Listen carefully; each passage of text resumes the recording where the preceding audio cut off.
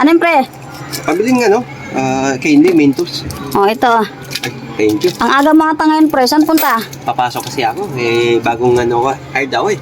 Mabuti naman may trabaho ka na. Oo nahiya na rin kasi ako na mangutang sa inyo, maaari. Ano naman yung pinasukan mo? Call center ako.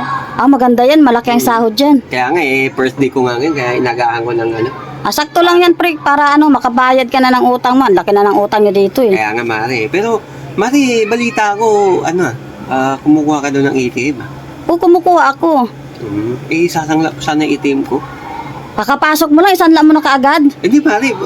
Sa Sabado naman, ikaltas mo kaagad lahat. Pero 5-6 yun, pre. 5-6 ba yun? Oo, pag kumuha ka ng 1,000, ang balik noon, 1-2. 1-2? Sige, maaari. Papasangla ako, 2,000. Aga-aga pa, pre. Wala pa akong buhay na mano eh. Kailangan ko kasi para rin ako makapasok ako eh. Okay. O sige, kano ba kukunin mo? 2,000 lang sana, maaari. Sige. Ito.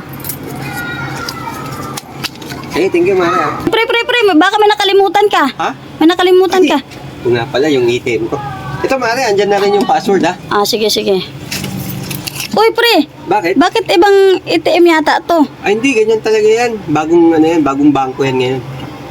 Bagong bangko pala to.